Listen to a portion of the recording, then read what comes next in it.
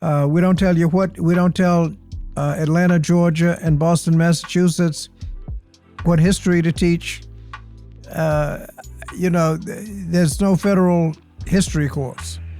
And so the school systems have to figure out the curriculum on their own. So we stay away from that. But we do provide support for groups that are generally left behind, low income, in low-income areas and the normal give and take in politics. The United States House Committee on Education and the Workforce plays a key role in guiding education policy in our country. As schools face the challenges of the COVID-19 pandemic and other future issues, federal policy will be an important factor in determining how we build the future of education. What role does federal policy play in K-12 education? How can the federal government best support all types of K-12 schools? And what is the future of federal education policy in the United States? This is what I want to know. And today I'm joined by Congressman Bobby Scott to find out.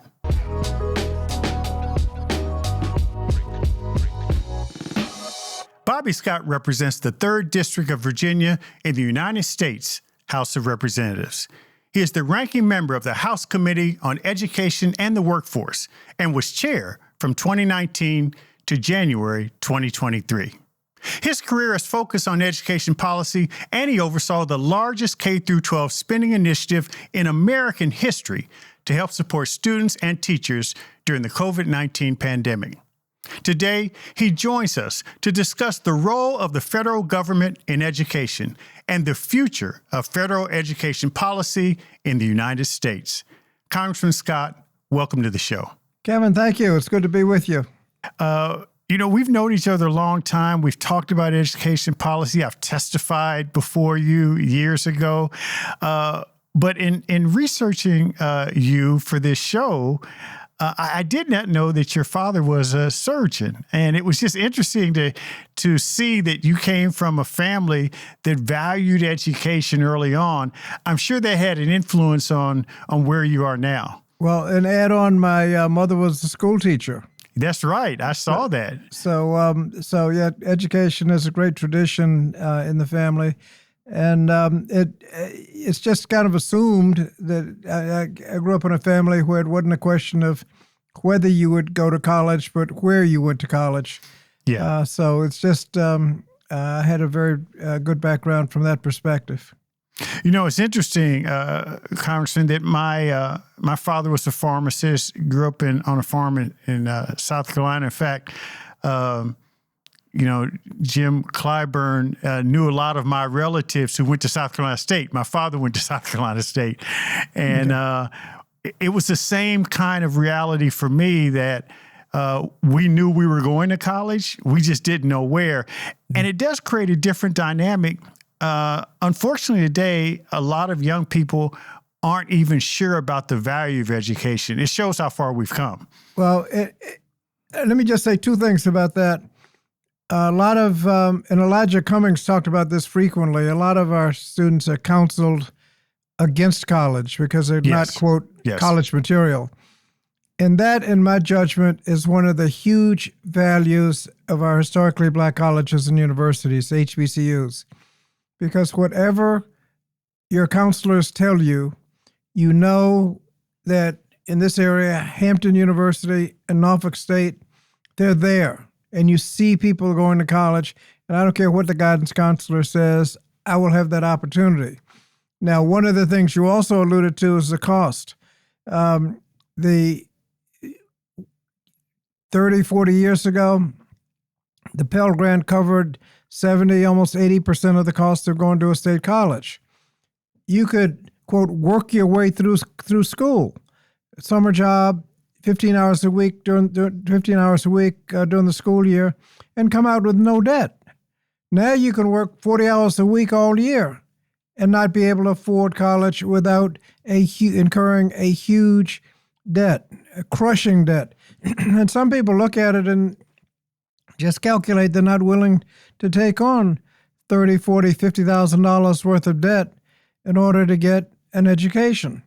I think the that's a wrong calculation. But the other calculation ought to be, what are we doing as policymakers in making sure we get back to the days where the Pell Grant covered a substantial portion of the of the cost of going to college. States are at fault. They used to cover 2/3 of the cost of a state college. Now it's on average about 1/3. And some colleges in Virginia, less than 10% of their budget is state money. So we have to make sure that states are putting up what they need to put up, and we make college affordable so that people can afford to go, and don't make the calculation that the transformational value of an education is beyond their reach. Yeah, you're absolutely right. And speaking of the federal role in education, as you said, you were the chair from 2019 to January 2023 of the House Committee on Education and the Workforce, and you oversaw the largest K through 12 spending in American history, which I know you're proud of. A lot of it related to, your support for not just HBCUs, but supplementing the college experience in states that have fallen short in this area. But let's talk about the federal education policy role. As I talk with school district leaders, and we have a lot of superintendents who watch this show, many of them over the years have started to began to feel like the federal relationship was more of a punitive relationship as opposed to an asset. And I think you were one that was trying to change that. Well, first of all, the federal role it started with Brown v. Board of Education, when the court said that it is doubtful that any child may reasonably be expected to succeed in life if denied the opportunity of an education. Such an opportunity is a right which must be made available to all on equal terms. Okay. Yes. Then you look up and notice that we fund it with the real estate tax, which guarantees that the wealthy areas will have more resources for education and better opportunities than low-income areas. And that's where the Elementary and Secondary Education Act of 1965 came in. We funded Title I, which put money into low-income areas. Under George W. Bush, bipartisan No Child Left Behind recognized that money isn't the only thing. Achievement has to be recognized. And if you have equal spending but unequal achievement, well, that's not good either. Yeah. And so he had a plan to identify achievement gaps. Unfortunately, the way you identified achievement gaps and the lack of any meaningful response to the achievement gaps made No Child Left Behind very unpopular.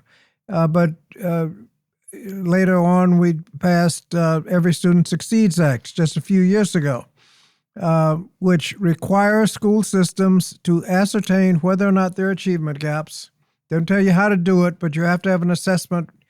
And when you find achievement gaps, and you're going to find them, you have to have a credible plan to do something about it and to eliminate those achievement gaps. Doesn't tell you what you have to do, but it has to be a credible plan to do something about it. It's interesting when you talk about No Child Left Behind and the bipartisan effort there.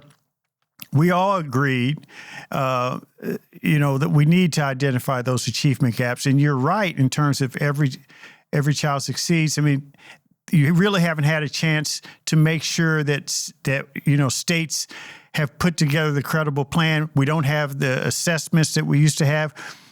But don't you think that going forward, the balance between the federal role and the state role in education, because most of it is state money, we know that, and most, as you said, of the state funding plans are either through real estate, and sometimes that fuels the inequity.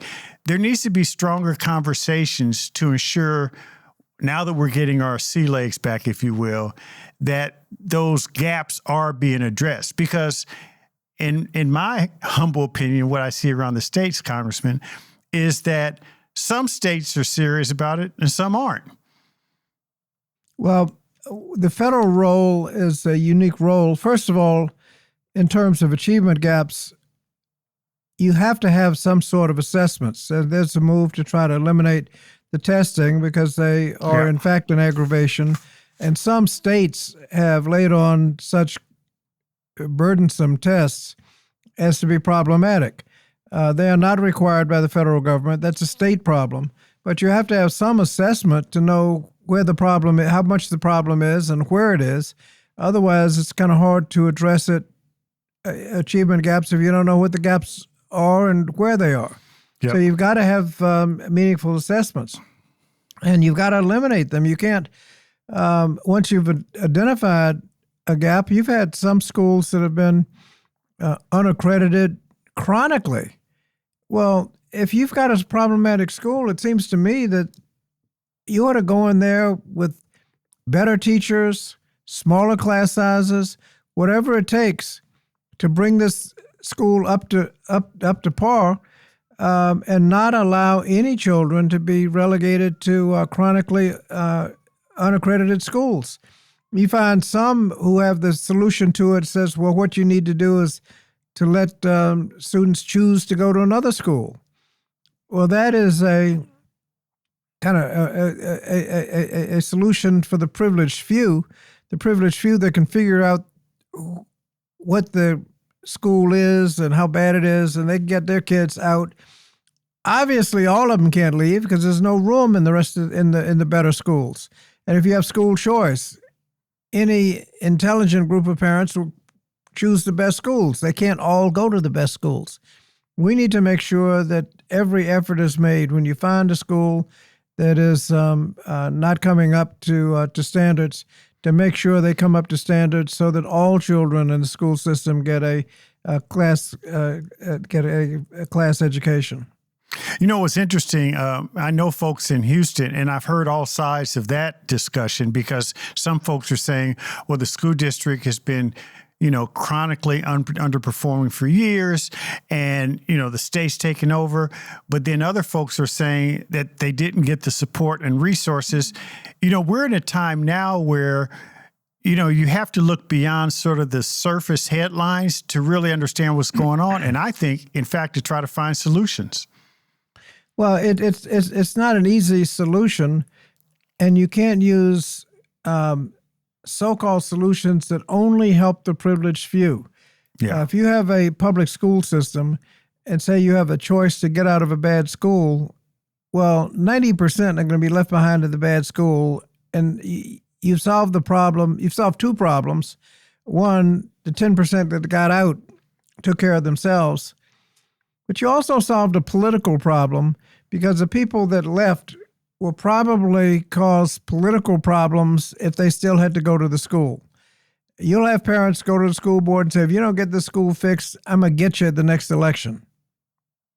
Well, if their kids can be taken care of, that takes care of that political problem. The 90% left behind are still getting an inadequate education. You haven't solved anything. And so we have to have solutions that really solve the problem for all of the students. Let me ask you about teachers. We do have a teacher shortage in this country, and many more are leaving the profession. One of the things you always hear teachers talking about is, more pay, more support. But how do you view the teacher crisis in terms of, fewer teachers, fewer young people are seeing it as a profession, but we need to, as you mentioned your mother, it was a time when, teachers were revered. How can we recapture sort of that way of celebrating the teaching profession and really get more and more young people interested in going to the profession like your mother? I think any conversation that purports to address teacher shortage that doesn't start with salaries, I don't believe is a serious conversation. If you want to deal with this shortage, start off with increasing salaries so people want to go to teaching. They say, well, it's not a fun occupation anymore. Let me tell you, if you increase the salary significantly, a lot of those problems would evaporate because people would, and you'd say, young people don't want to go into teaching. They look at all of the opportunities they have. And one thing they look at is what the compensation is. Yeah. And if the compensation for teaching is low, and you look at the skill set, you've got to have a college education, you have to have organizational skills, you have to be able to public speaking. You get those kinds of skills, and look at what people with those kinds of skills are getting paid in other professions. Teaching is kind of low on the scale, so you'll go into other professions and surprise there's a teacher shortage. Yeah. If you started with salaries, I think the teacher shortage could take care of itself. Yeah. Let me ask you this. On our program, and we, as I mentioned to you, we have listening artists all over the country, and it is growing. But one of our more popular programs has been around the banning of books and the whole fervor around the cultural wars and what you teach and how you teach and history and what history and selective history. Talk to me a little bit about that, because it's frustrating. My view is that if you aren't clear about the history that has happened before us and you start to edit and delete, from a political point of view, then clearly, what's that expression? If you don't know history, you're doomed to repeat the mistakes. So talk a little bit about the culture wars we see and how that's sort of permeated sort of our educational system. Well, all of that came to light in the so-called Parents' Bill of Rights, which was what we call a message bill. There wasn't any substance to it. It was just an opportunity to get all these things out in the open. It facilitated book banning. It promised rights that you already have. There was a provision in there that gave you a federal right to address your school board. Most people would be surprised to learn that you needed the federal right. Most thought you just sign up and speak. I had an amendment to that provision that said, but it can be subject to reasonable limitations, like, 3 minutes. That amendment was deleted. Now, if that bill ever became law, which it won't, what would your right be? If you and 100 of your friends showed up at a school board meeting, do each and every one of you have a federal right of action to speak and have your say however long it takes? I mean, how does the school board get any business done if everybody has an unlimited right to address the school board? If there's an issue coming and you've heard the first 50 people speak on one side, nobody on the other side, do you really have to listen to the next 50 people say the same thing over again, no matter how repetitive? I mean, that's the kind of stuff that's in the bill. There are bathroom bill provisions for how to deal with transgender children. A lot of attack on LGBTQ community. Most of the rights you already have. Conspicuously absent was any funding to facilitate parental involvement. There were amendments offered to fund parental coordinators. Most of the school systems, most of the school systems have problems getting the parents engaged. And parent coordinators have done well in bringing them into the PTA meetings so that they can participate. No funding for that, no funding for counselors. You talked about history and what history is taught. Well, there's one thing about the federal role in education. The present position of the federal Department of Education is that the federal government has no role in the curriculum. We're not going to tell you what to teach. In fact, we wanted to raise the standards in Every Student Succeeds Act, and we ended up something as convoluted as the standards have to be high enough for a high school diploma, so that if you have a high school diploma, you ought to be able to get into a state college without remediation. We don't tell Atlanta, Georgia, and Boston, Massachusetts what history to teach. There's no federal history course. And so the school systems have to figured out the curriculum on their own. So we stay away from that. But we do provide support for groups that are generally left behind, low income. In low income areas and the normal give and take in politics, those areas are shortchanged. That's what Title I comes in. English is a second language. A lot of school systems wouldn't do much, so we come in with federal money for those English as a second language.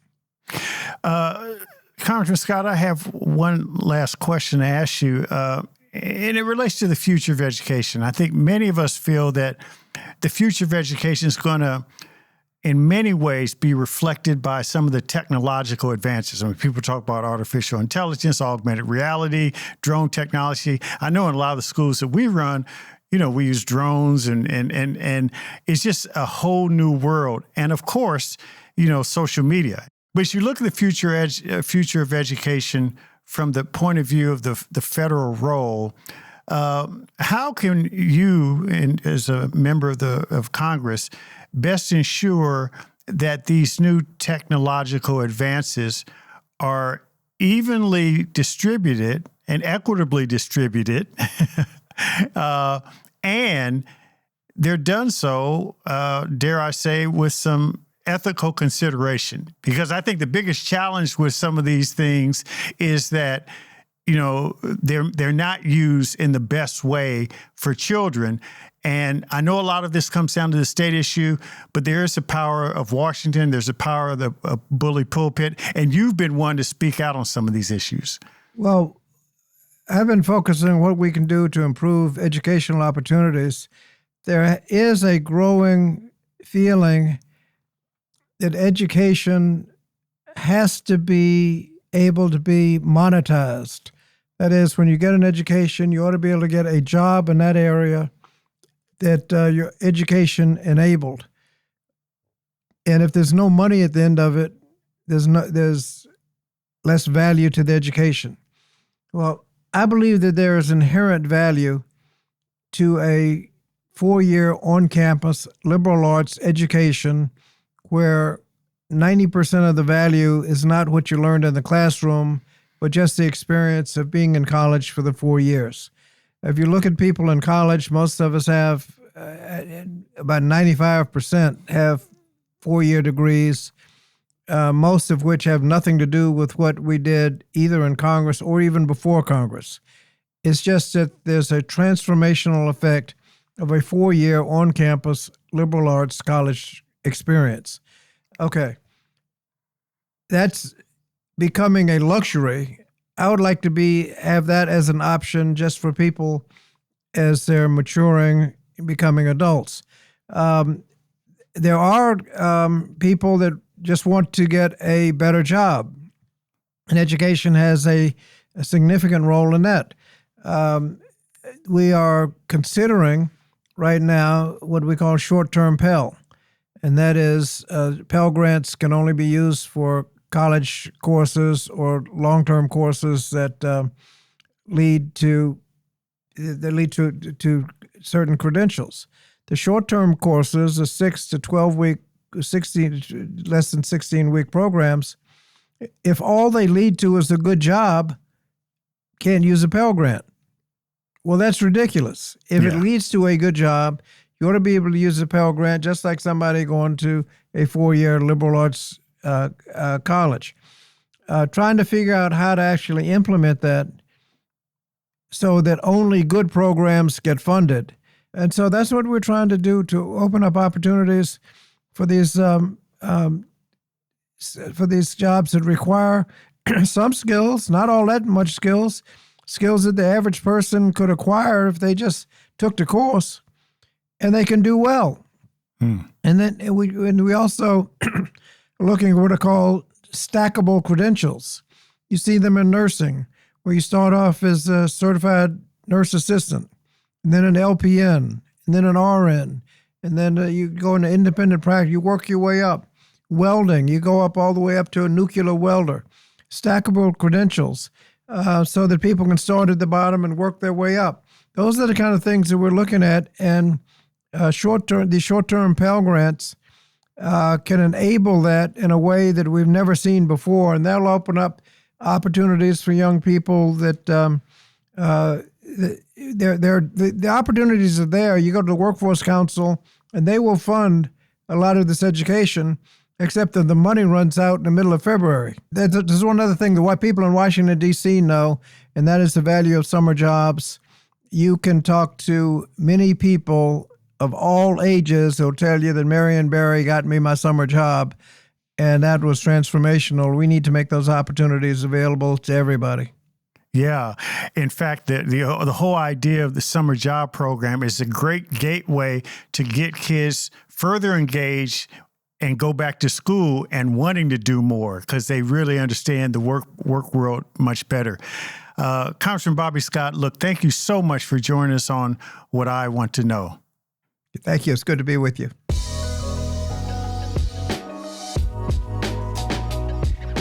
Thanks for listening to What I Want to Know.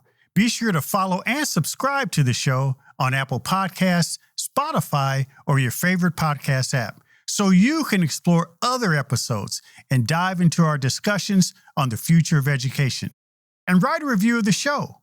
I also encourage you to join the conversation and let me know what you want to know using hashtag WIWTK on social media. That's hashtag WIWTK. For more information on Stride and online education, visit stridelearning.com. I'm your host, Kevin P. Chavous. Thank you for joining What I Want to Know.